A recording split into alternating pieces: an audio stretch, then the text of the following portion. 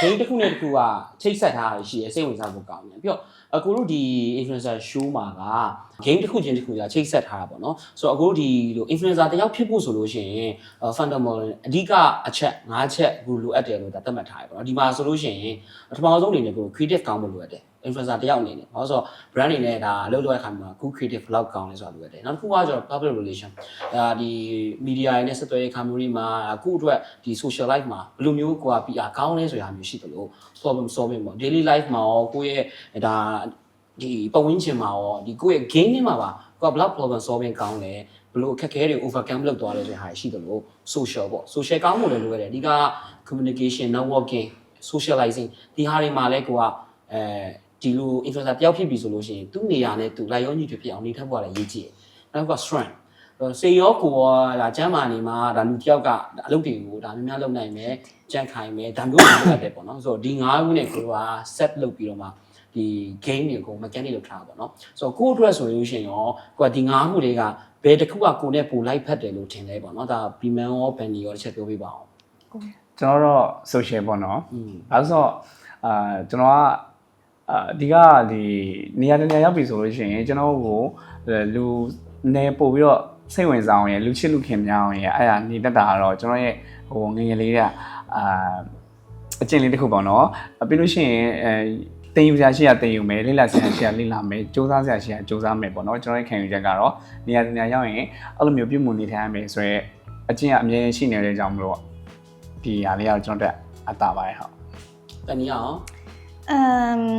ငါးခုလုံးထဲမှာမှအားမတားတဲ့ဟာပြောလိုက်မယ် okay strength နဲ့ဟိုက problem solving နဲ့ okay အားသုံးပြီးပြန်ရတဲ့ဟာဆိုတော့ဒီမသုံးနိုင်ဘူးလေအဲ့ဒါတော့ရှင်းပါတယ်လူကြည့်ရတယ်သိပါတယ်ဆိုတော့ဟိုက problem solving ကကြတော့ကိုမကိုတော့ကို problem နဲ့ကိုတော့ကိုဘာဖြစ်နေမှမသိမနဲ့ပျော်ပြီးညမပျော်ညပျော်မနဲ့ပျော်အဲ့လိုမျိုးကိုစိတ်ကိုတော့မှကင်တွယ်မဖြေရှင်းနိုင်တဲ့အချိန်မှာဒီ problem solving တွေလာရင်တကယ်ဘာမှမလုပ်နိုင်ဘူးဘာမှလည်းမသိအဲ့နှစ်ခုပါပဲကျန်တဲ့3ခုကတော့ creation ရယ် creation ရယ် social ကောင်းရယ်public relation အဲ့3ခုကတော့အဆင်ပြေပါတယ်အဲ့နှစ်ခုပဲ planning နဲ့လည်းဆိုရင်ဒါ interview မှာလည်းပြရတယ်တကယ်အပြင်မှာကျွန်တော်တို့ရဲ့လုပ်တဲ့ခါမျိုးမှာဆိုရင်တကယ်ပဲ social ကောင်းတယ်ရကောင်းတယ်အရင်ချွဲတတ်တယ်။ဒီလိုကြည့်ရတာနော်။အပြင်မှာလည်းတကယ်ပဲ social ကောင်းတယ်ဒါအားလုံးနဲ့ပြန်မဝင်အကုန်လုံးနဲ့လည်းဒါချစ်ခင်ဖြစ်အောင်နေတယ်ပြီးရင်ခိုးရှင်နေရောပြီးရင်ကိုတို့ဒါ production team တွေနေရောပေါ့နော်ဒါမျိုးပါနေဒါကိုယ့်ရဲ့ channel ကိုတည်ရဲဒါအများကြီးဒီပေါ်မှာကိုလောက်သွားတဲ့ပုံစံလေးကအရင်ကောင်းတယ်ပေါ့နော်။ဆိုတော့အရင်ကိုပဲဒါပုံစံနဲ့ကိုယ့်ရဲ့ social skill 16နဲ့လိုက်ဖက်တယ်ပေါ့နော်။နောက်တစ်ခုကဒါကျွန်တော် beach မှာသွားရကြဆိုအားလုံးကပြောပါပဲဒါဟိုခါကျရင် stress တွေမရှိဘူးပဲနော်show တစ်ခုမစားခင်ရောက်တဲ့အချိန်မှာပြီးရင်ရိုက်နေတဲ့တော့တွင်ရောကျွန်တော်ပြောပါပဲဒါ game တိုင်တဲ့အချိန်ကလွယ်လို့ရှိရင်တော့ပြောပါပဲနေကြတယ်ဆိုတော့beach ရောက်လို့ရှိရင်ကျွန်တော်အားလုံးကြုံတွေ့ရတယ်ဒါအသားမေးတာဘယ်လိုမျိုးကိုကရောကြိုတင် prepare လုပ်ခဲ့တာတကယ်ကိုမှန်းထားတဲ့ပုံစံမျိုးနဲ့ရိုက်ရတဲ့ camera မှာဘယ်လိုခက်ခဲရှိလဲပေါ့နော်ကျိုတင် prepare ဘာမှမရှိဘူးရှိရ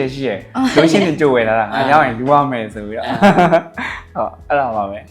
ပန်နီရောအဲ့လိုပေါ့အပြည့်လုံးမယ်ပေါ့လက်ရှိလဲဒီထိဝတ်တယ်တကယ်ဒီထိဝတ်တယ်ဒီပြန်ရောက်တော့ဒီလက်ချောင်းလေးပဲကွက်မဲတာပြီးတော့အမှစဉ်းစားထားတာလုံးဝဟိုအားတိုင်းဟိုအားပြီးဆိုနေဆန်စပရေးဖြန်းမယ်အပြည့်လိမ့်မယ်ဆိုပြီးတော့အဲ့လိုစဉ်းစားထားဒါပေမဲ့တကယ်ရောက်သွားတော့ကြတော့အဲ့လောက်ကြီးမလုံးဖြစ်တော့ပထမဆုံးနေ့မှာတော့လုံးဖြစ်သေးတယ်ဒုတိယနေ့လောက်လုံးဖြစ်သေးတတိယနေ့လောက်ကျတော့လုံးဖြစ်တော့ကွက်ကိုနိုးပြီဆိုရုံကန်ပြီးထပြီးတော့အဲ့ဒါလိမ့်ဖို့ချိန်လည်းမရှိတော့ဘူးတွေ့ရအင်ကြီးကောက်မဲ့လေအလားတင်တော့သူတောင်းကြမနဲ့မိုးလင်းလို့ကျွန်တော် breakfast သွားစားမယ်ဆိုလို့ရှိရင်နှိုးကတရမ်းကြပါဘူးကျွန်တော် breakfast ဥမာရိုက်ခွေးက9နိုင်စမယ်ဆိုလို့ရှိရင်သူက7နိုင်ထိသူမပြီးသေးဘူးမဟုတ်ပါဘူး7နိုင်လောက်မှနိုးတာအဲ့လောက်မှထားကျွန်တော်ပြောလာနေပြီဆိုအဲ့မပြီးဆုံးညီလေးအဲ့ချိန်လောက်မှထားရလေသူကိုကြီးတော့ထားတဲ့ချိန်လာခေါ်တာ哦အဲ့လိုတခုပြီးနေတာရှိရပန်နီရောပြင်များကဒါရှူးမှာဆိုလို့ရှိရင်တဘူးလူတွေဒါခင်ကြတယ်တရားရဲ့မကောင်းကြအောင်နည်းနည်းလေးပြောပြပါလားပန်နီကပြင်မန်းရဲ့ကောင်းကြအောင်ပြင်မန်းလည်းပန်နီမကောင်းကြအောင်ကိုကြီးရင်ပြောကိုကြီးပြောတာပေါ့နည်းနည်းလေး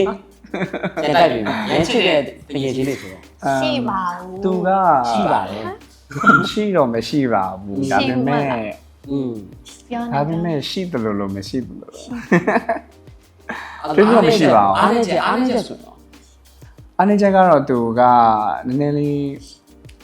ပစ္စည်းပစ္စည်းများ ပစ္စည်းပစ္စည်းများတယ်ဟုတ်ပေါ့နော်အဓိကအစားတောက်ပိုင်းကသူနည်းနည်းလေးအဲ့ရတော့သူတွေ့ရခဲ့ရတယ်ပေါ့နော်စားခြင်းနဲ့ဆိုလို့ရှိရင်ဒါတို့ချက်ချင်းသွားစားလိုက်ရမှာသိရမလားအများကြီးမိုးချုံနေတယ်သူ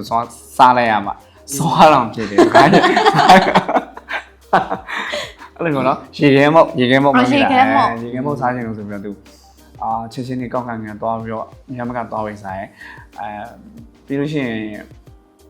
အဲ့ဒါပါပဲကျွန်တော် TikTok ကမယ်ဆိုလို့ရှိရင်လည်းသူတက်ကြွနဲ့ကရပေါ့နော်လိုက်ကပြီးရင်တင်လို့ရှိရင်လည်းလိုက်ပြီးတော့လည်းတင်တယ်ဟုတ်ပြောလို့ရပြီလားပြောပြီနော် ပြောလိုက်တော့ ကိုပီမန်ကြတော့သူကကြတော့ကိုအပြစ်တင်တဲ့စိတ်ကိုမကြိုက်ဘူးသူအကောင်းဆုံးလုပ်ခဲ့တယ်သူအတော်ဆုံးသူအများကြီးစူးစမ်းခဲ့တယ်ဒါပေမဲ့သူကတကယ်တမ်းမလုံးနိုင်တော့သူတခုခုလွဲချော်သွားပြီသူညာသူထက်တာသွားဆိုတော့သူ့ကိုသူအပြစ်တင်တာတုံးမကြောက်ငါဘာဖြစ်လို့ညာဖြစ်လို့ဆိုပြီးတော့အဲ့လိုမလုပ်စေချင်အောင်ဘာဖြစ်ကိုအမြဲကိုရိုင်းအရင်ချစ်ရမယ်လीနော်အဲ့မှာစင်ပြေမှာဆိုတော့အမားလုပ်ပြီးလဲအော်ဘာဖြစ်လဲငါစိတ်ထမ်းနိုင်ပြီးတော့ငါလုပ်လိုက်ရတယ်ဆိုကိုခွင့်လွတ်ပေးလိုက်ဘယ်သူမှခွင့်မလွတ်စင်နေကိုခွင့်လွတ်ပေးလိုက်ပန်ဒီပြောတာကိုကြည့်လို့ရှိရင်ဒီကဘာလဲဆိုတော့ဟုတ်ရေတော့ကိုကျောင်းသားဘဝတော့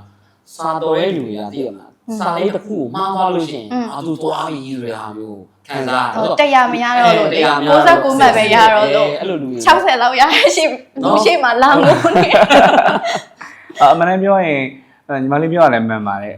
ကျွန်တော်ကျတော့အဓိကတော့လောဘကြီးอ่ะအလုပ်ကိုလည်းအများနဲ့လောဘကြီးရယ်ပြီးရင်ဘယ်နေရာမှာပဲဖြစ်ဖြစ်ပါတော့ပတ်စံရှာလည်းလောဘကြီးရယ်ဒီကိုအရင်လည်းချစ်တတ်တယ်ဆိုဟုတ်လားကြားတယ်ဖြစ်တင်တာပေါ့နော်ချစ်ကြီးရယ်အရှင်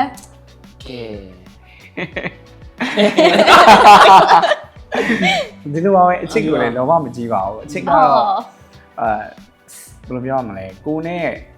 ထပ်တူကြရဆိုလို့ရှိရင်ချစ်လိုက်မယ်အချစ်ကိုအရင်လောဘမကြည့်ဘူးဒီကအလုပ်ကိုပဲလောဘကြည့်ရပန်နီရောပန်နီကကိုအချစ်ဆုံးပါပဲကိုကလွယ်ဘယ်သူမှမချစ်အမှန်တိုင်းပြောတာကိုရကိုကြီးလည်းမရှိဘူးအဲ့ပြောနေတာတော့ဆောနာပြောရင်နော်မနဲ့ပြောလိုက်သူ့ကိုပဲနင်များတယ်တဲ့ရပါတယ်ကိုရလူတိုင်းကိုချစ်တာ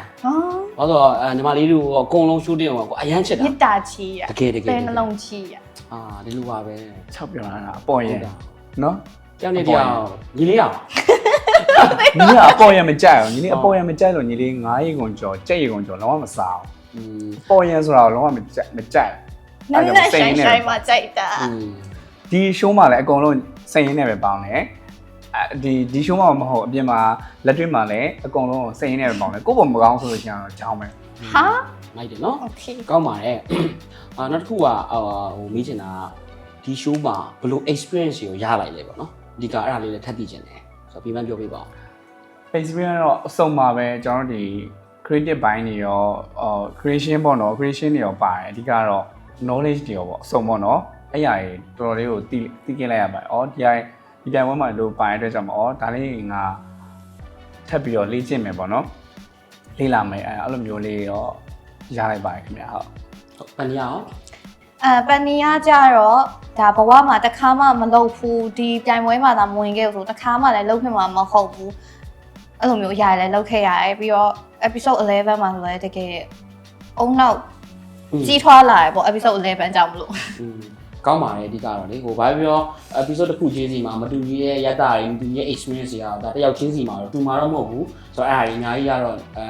ဘုဒ္ဓရာရလိုက်တယ် knowledge ရလိုက်တယ်အတွေ့အကြုံတွေအများကြီးရလိုက်တဲ့ကြောင့်ကိုယ်ကလည်းဝမ်းသာပါတယ်နောက်ဆုံးအနေနဲ့ဒါ show ကိုကြည့်နေတဲ့ပရိသတ်တွေရောဒီ podcast ကိုနားထောင်မဲ့လူရောကိုဒီကြည့်ဖို့အတွက်ဖိတ်ခေါ်ပေးပါဟုတ်ကဲ့ပါကျွန်တော်ဒီ The Next Base Influencer Show Season 2မှာဆိုလို့ရှိရင်အရှင်ကဒီ1နဲ့ပေါ့နော်လုံးဝကိုကွဲပြားပြီးတော့အားလုံးစိတ်ဝင်စားမှုကောင်းတဲ့ game တွေကိုပဲဖန်တီးပေးထားပြီးတော့ပေါ့နော်ကျွန်တော်တို့ပြိုင်ပွဲဝင်နေနဲ့အတက်နိုင်ဆုံးအများကြီးအကောင်းဆုံးစူးစမ်းပြီးတော့အားထုတ်ပြီးတော့ရှင်ပြိုင်ထားတဲ့ဒီ program လေးတစ်ခုဖြစ်တယ်ပေါ့နော်အဲ့အတွက်လည်းဒီမိဘပြည်သူများဒီကြည့်ရတဲ့သူတွေအများကြီးကိုဘိုးတုဒ္ဒတွေရောပြီးလို့ရှိရင်ပျော်ရွှင်စရာကောင်းတဲ့အစီအစဉ်တွေရောပေါ့နော် အများကြီးကို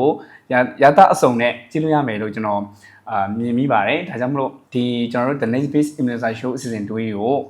အားလုံးပဲဒီမဖြစ်မနေအားပေးကြဖို့အတွက်ကိုကျွန်တော်နေပြီးတော့ပြောချင်ပါတယ်ခင်ဗျဟုတ်တနည်းအောင်ဒီ show မှာတကယ်ပန်နီရိုကိုရိုင်းရောဒါကြည့်မဲ့သူတွေရောလုံး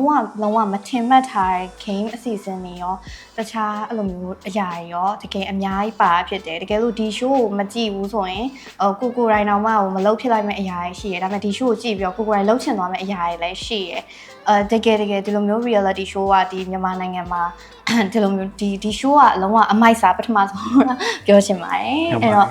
ဒါ reality show ကိုကြိုက်တဲ့သူတွေပြီးတော့ရင်ခုန်စိတ်လှုပ်ရှားကျင်းနဲ့ကိုရိုင်းဝင်ပါနေရတယ်လို့တကယ်ဝင်ပါနေရတယ်ဟဲ့လှုပ်လေသွားလေဆိုအားမရဖြစ်တာရောအားရတာရောဟိုပြန်မဝင်နိုင်တော့ကိုကထခုန်တာရောပြန်မဝင်ရှုံးသွားရင်စိတ်ညစ်တာရောအဲ့လိုမျိုးလုံးဝတကယ်ထပ်တူခံစားပြီးတော့ကြည့်ရှုရမယ့် show တစ်ခုဖြစ်တာကြောင့်မလို့ဒါဒီ show လေးဝင်တဲ့ခါကြလို့ရှိရင်မလွတ်တမ်းကြည့်ရှုအားပေးကြပါလို့ပြောချင်ပါတယ်